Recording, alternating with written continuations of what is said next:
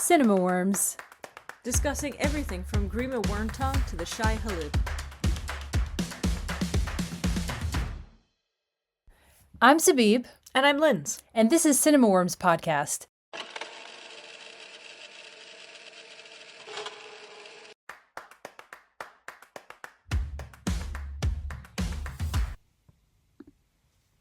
Ooh, another film that I saw and you didn't. Michael is a 2026 American biopic, musical biopic directed by Antoine Fuqua and written by John Logan. And it follows the life of the well-known American singer Michael Jackson. Now, there's a good supporting cast here, but in case you've never heard of Michael Jackson, let's start at the beginning. He was the youngest member of the Jackson 5, a boy band of brothers, initially, who were whipped, quite literally, into shape by their overbearing, greedy, narcissistic father, who the boys never once call dad, but always refer to him as Joseph. He is terrifying. Joe beats the boys and bullies them into rehearsing until they can perform their routines perfectly, and the group quickly lands several paying gigs, including opening for Etta James, of all people, which, to be fair, is pretty badass. They rise to fame with adorable young Michael as the biggest draw, but of course things can't go on forever. And in his early 20s, Michael decides it's time to break away a little bit from his father, being under his father's thumb, and do a solo album. Now, the rest of the film is taken up with several scenes which are repeated ad nauseum. Michael visits sick kids in hospitals and is nice to them. Michael is childlike and keeps acquiring exotic animals who he befriends because he doesn't have any actual friends. Michael's dad is just an asshole. Michael prepares or performs one of his songs and is the biggest, most bestest, talented guy on the planet that everyone adores. If I had £1 for every time someone uses the following words, destiny, gift, path, star, I would be significantly richer than I am currently. Now, before we get to the problematic stuff, which has been entirely ironed out of this film, I'm not kidding. I think the original cut was something like 3.5 hours long, and the version I saw was 127 minutes. They have cut a lot of things. Let's just touch on some of the pretty cool parts. So, Michael is played by Jafar Jackson, and he does a really decent job of mimicking his uncle's mannerisms and moves, and we get to see how certain performances, particularly like the big group choreography numbers like Beat It and Thriller, are being put together. At the same time, it's super cheesy. So it made me laugh, even though it was completely like not a funny moment. After watching a news report on the Crips Blood gang war, Michael hires members of the gangs to appear in his music video for Beat It, a fact which is, of course, testament to the sheer star power that this guy has and the pull. He's able to get these guys in the room together at the very height of the gang war. But the dialogue was one of the worst things I've ever heard in my life. I'm only slightly paraphrasing when I say it went something like this. Michael does a big speech, which ends in something like, music brings us together, right? Random gang member. That's a good point. Shootings are solved. Nice. Presumably no one ever shoots again because music. Now, his horrible dad, is played by Coleman Domingo, who is having quite a lot of fun with this, but does remind me of every horrible dad in every film that's like this. We've also got a supporting cast with Nia Long, Keelan Jarrell Jones, Laura Harrier, Jessica Suler, Mike Myers, and an unexpectedly fun scene, Miles Teller, who I continue to hate, and he looks like his hands smell like spit. It's a specific insult, but Miles Teller, fight me in real life. Tell me that your hands don't smell like spit. Here's the problematic stuff. After a clause was discovered in a legal settlement, any references to the 1993 child sexual abuse allegations against Michael Jackson were removed. The third act was revised completely, and then they reshot stuff in June 2025. You can so tell that this happened. The film suffers completely. Michael is basically portrayed as a childlike saint who's filled with wonder. He just wants to make people happy with music. And such a portrayal removes all humanity from him, whether good or bad. He becomes just like a weird robot. He's not a real person. And since we know so much already as an audience member about the allegations over the last decades, it becomes the giraffe in the room. I say giraffe because he actually has a friggin' giraffe roaming around. So knowing knowing what we know, the scenes where he visits kids in the hospital and is super sweet to them become deeply creepy rather than kind, and I just feel like it does a horrible disservice to reality to portray things in this way. It is what it is. What are your questions about Michael? Well, do you think there's other ways that they could have, even with finding... Okay, sorry, 2 questions. Do you think that the film mainly suffers because they had to cut out this whole aspect of his legacy of pedophilia, potentially? Yeah. Or is the film just fundamentally flawed because it's corny, and the writing isn't as good? And also, wait, let me answer one at a time. So firstly, it is corny and the writing isn't good. It suffers from the Bohemian Rhapsody problem, where it's like, well, that's not how that happened, and this is cheesy as hell. Like, you went for, like, just the most lowest common denominator crowd pleaser, I guess, rake the money and whatever, but you didn't set out to make a good film that was, like, fun and interesting. It's just very predictable, very by the numbers. It verges on being just sort of baby food mush that's spoon-fed to you, force-fed, if anything. And I do think there is a problem with, as I said, not depicting what really happened. For me, I thought that, despite knowing that they'd done this, despite knowing that they cut a lot of things, I sort of hoped that it would address some things, or at least allude to them. There is a point early on where Michael, when he's a kid, he's played by another actor, Giuliano Cruvaldi, who's absolutely exceptional. And Giuliano portrays him in this really kind of sort of sensitive way, and in one of the scenes, Michael says, well, the other kids don't look at me like I'm a person. They don't see me. They just see me as a star. And you see, therefore, like, why he doesn't have any friends. He only has his family, and he has these animals that he, keeps accumulating. But he's not a person anymore. He's just a star and a performer. And that has to have screwed him up immensely. So he's very clearly stuck in this developmental age where he never learned proper good socialization, because he was just like, you will get out there and you will perform and make me money. Like, go and dance. Go and do your thing. And it's really sad to see, but at the same time, I thought that was such a missed opportunity to show, because it really, like, it never mentions, at one point he... when he's quite young, there's a gig that he does, and he's singing to a girl in the crowd, but she's in a wheelchair. And I was like, there's no sense or insinuation ever that he is following his brother's example of looking at girls. There must have been hella groupies, but he is, like, completely asexual in this portrayal, which we know wasn't true.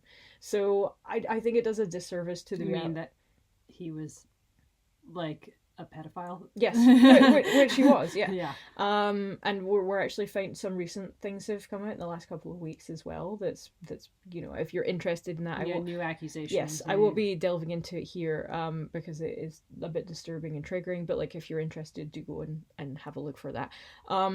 Yeah. So to me, that was, like, not helpful, because it takes away everything that made him him, which is, you can sort of see where the roots are getting planted, though. He's never allowed to properly grow up. He doesn't even, there's this phrase, like, freedom isn't earned, it's taken.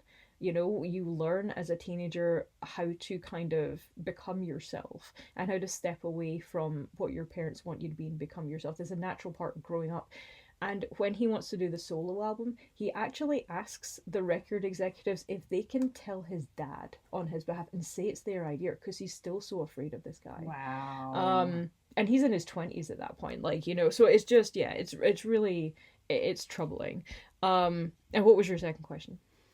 Are there ways that they could have portrayed, I mean, like, it stopped before he got into the fullness of the plastic surgery and all of that? No. Really? No, it didn't, Zabib. We covered the plastic surgery, which, by the way, is really disconcerting when you're watching someone whose face is changing throughout the film. We get the plastic surgery, we get to see how he's continually shaving, both literally and figuratively, parts off of himself to be what everyone wants him to be. And the worst part about it is, I don't consider this a spoiler. I think it's more of a heads up if you're ever going to see this film. We do see everything up till a certain point, and then we get history continues placard before the credits roll. There'll be a sequel. Sure. I don't know how you could possibly do a sequel without addressing these allegations. I don't know how you could do this film without addressing these allegations, but it is sort of like, how do you talk about the Second World War without talking about the Nazis? Yeah. Try that.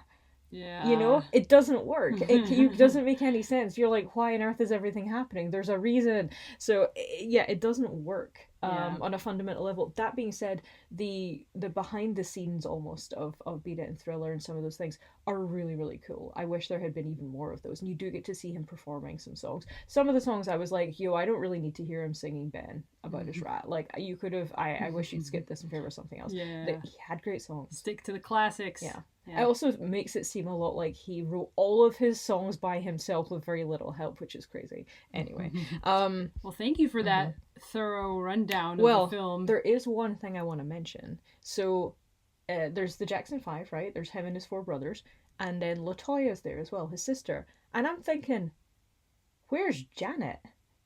You had another what's going on here? Why is Janet not here? No.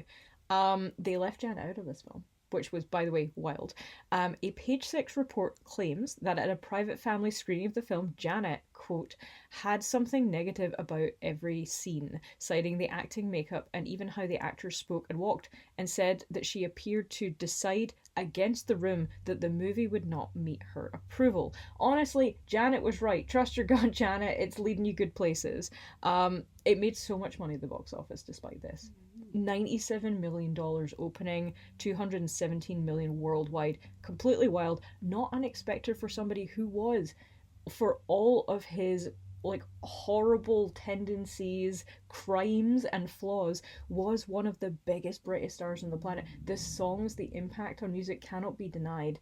But it is this always like, how do we separate the art from the artist? And however the film wants to portray it, he didn't just write like multiple albums by himself. Like they show a very minimal involvement from other people, but there were other people around. You know, they portray him as like this misunderstood genius. He's just a saint. He's just a child.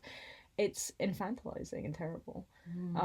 But that being said, there was something interesting about it. There are interesting scenes that are worth watching if you're willing to put aside that it's sort of insane and corny and whitewashes a lot of stuff. Yeah, right. The final point, musical biopics can be corny. Yeah. But, you know, they can also be glorious and edgy and all that stuff. So maybe it's just inherently flawed if you're trying to make him not look bad. Then the family's so involved. Maybe this is just kind of where you end up. I mean, what is it? Annie Lamott who says if people didn't want you to write bad things about them, they shouldn't have done bad things. There's a difference between like a Rocket Man and a Bohemian Rhapsody. I think there's something. One of them is a more interesting and unvarnished version of the truth. One of them is a sanitized crowd pleaser. But yeah, I would love to know what people think of Michael if you did see it. Were you equally as surprised and stunned as me at the insanity that was going on? Did you also laugh when a gang member said, "That's a good point"? I laughed loudly enough that I was heard in the mostly empty theater. So yeah, if you've seen Michael, do let us know. We would love to know your thoughts.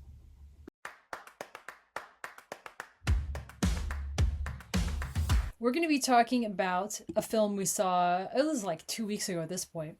HOKUM. Okay, where are my notes on HOKUM?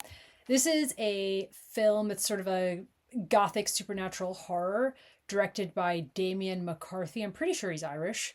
And this is his 3rd feature film. He wrote and directed it. It stars Adam Scott and then a lot of other probably Irish actors, Florence Ordesh, Peter Coonan, David Wilmot, Michael Patrick, and others. Cinematography is by Colm Hogan. So you have this film starting in this weird desert with this guy who looks like he's out of time. Like he's like what's it? Oh my gosh. What's that film where they're in a desert and it's famous. The Mummy. No, from like the 1950s. Lawrence of Arabia. Lawrence of Arabia. He's looking These like are the some. wow, my first guess was so wrong. My brain completely. I'm tired. Yeah. It's a Lawrence of Arabia type mofo, and he's with this kid, and they're looking for some sort of like evil secret treasure, and then bam, we cut to modern day. Quite a tone shift. Very moody writer in his house, played by Adam Scott. Bauman. Stupid name. Is trying to finish his Conquistador trilogy. It's also Conquistador. Conquistador. Oh. Like I would say zucchini until I was corrected at the age of 22. That's just really cute, though. You're cute. Thank you. So he's this very, very mean, bitter writer. He's a raging asshole. And he's trying to finish his trilogy. I mean, so unrealistic. Yeah, so unrealistic. So we've never met any. I mean, no. All writers are happy little balls of sunshine, having a good time in the industry. So fun, you guys. Well, he's actually successful, so he's bitter for other reasons. And you bastard. You see, I know, right? Very unrealistic. He's haunted by maybe some other demons. He decides to go by himself to this rural hotel in Ireland. Can you say that again? Rural hotel in Ireland to finish his book / scatter his mother's ashes. He decides to go to this hotel in Ireland because his parents honeymooned there once and they died when he was young. And I guess he's thinking, I'll be able to finish my book here as well as pay homage to my mom. We are all prone to this kind of magical thinking. Yeah. If I'm in the right place, I'll finish my book. Oh my God, I know. That's literally what I'm thinking now, to finish a draft of what I'm working on. And, as he's settling into this hotel, he learns that there's this potentially haunted suite, and all the people who work in the hotel refer to it, that a local witch is trapped there. He thinks this is dumb as shit. But his mother died in violent and mysterious circumstances very much in the past, and it seems to be connected to this weird hotel he's in, the woods around it, this haunted suite, and this witch. So through various plot machinations, which I won't get into, twists and turns, and a missing staff member, eventually, maybe, ends up in the suite. So, what are your thoughts on this film? HOKUM. So I know the word hokum means a kind of nonsense thing. It seems to, I'm not sure exactly where it comes from, if it's like a hocus pocus meets bunkum, or if it's a I'll look that up while you're traditional talking. word or anything, but I did not care for this film, unfortunately. The atmosphere did not grab me, the plot did not feel particularly well paced, it felt a bit threadbare, the casting was really off for me. I actually briefly fell asleep during the climax, which is something I've not done for a while. I was really tired, but it just, I was really tired when we saw Obsession as well, and I stayed awake for that, mostly because I was frightened. I like seeing Adam Scott play an asshole, but at the same time, we've seen him play a little bit of an asshole sometimes in Severance. It's not necessarily something new. I just didn't quite get this film, and I didn't get why when we came out you were so into it, and I've seen a lot of people online talking about how into it they are. I feel like I just missed something completely about it. It felt a little bit predictable. If hokum is the word for kind of nonsense, I would apply that. I just didn't quite get it. But what was predictable about it? I mean, well, we don't want to get into spoilers here, but I just felt like everything that was happening I could kind of see. It wasn't really surprising me. I wanted something more from it. It felt also quite contained and claustrophobic, but not in like a good way. There's by about halfway through, I feel like we're reasonably confined to one kind of location, and that should have. Our cat is having a little cough. If you can hear that in the background, he is asthma. Just a minor asthma attack. Yeah, it's all good. It's all poor lamb. I understand how that feels. So yeah, I wanted it to feel claustrophobic in a way that felt oppressive and that made me tense and made me want to keep watching. And instead I felt weirdly lulled by how bored I was. I definitely started thinking about other things halfway through as well. And I guess you did fully fall asleep throughout the whole climax, yeah. Yeah. Well, briefly in and out while the climax No, you didn't know what happened. It's okay. Just a little. I just blinked for a long time at some point. Yeah, it was not great. But I'm sorry. It's just, it wasn't my thing, and that's okay because not everything is my thing. There's definitely films that I liked more and that did something for me more than this. What did you like about HOKUM then? Maybe that's a better question. So it's not like Barbarian exactly, obviously, because it's like completely different characters and setting.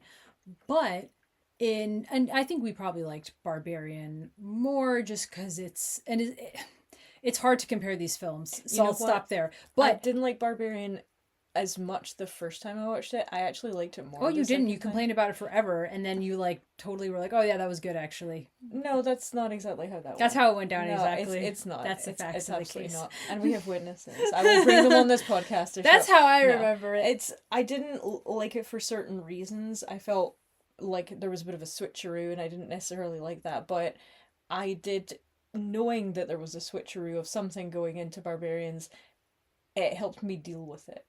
You know, you sometimes say you don't like change. Oh, I don't like change halfway through a film. You know, don't switch that up on me. HOKUM didn't do that, but I see why you're comparing it to Barbarian in some ways.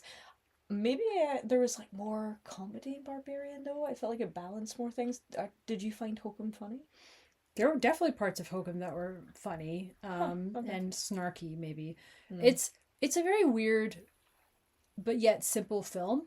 So I think that it has, for me, what stuck out was that it's not so much that it tonally shifts, but that the focus of the story shifts, and that is kind of interesting. But sometimes it threw me off a bit. Maybe that's kind of like, you know, you're starting off in this desert with this random Lawrence of Arabia guy, but then that's actually just the book he's writing, and it has very little to do with the actual plot.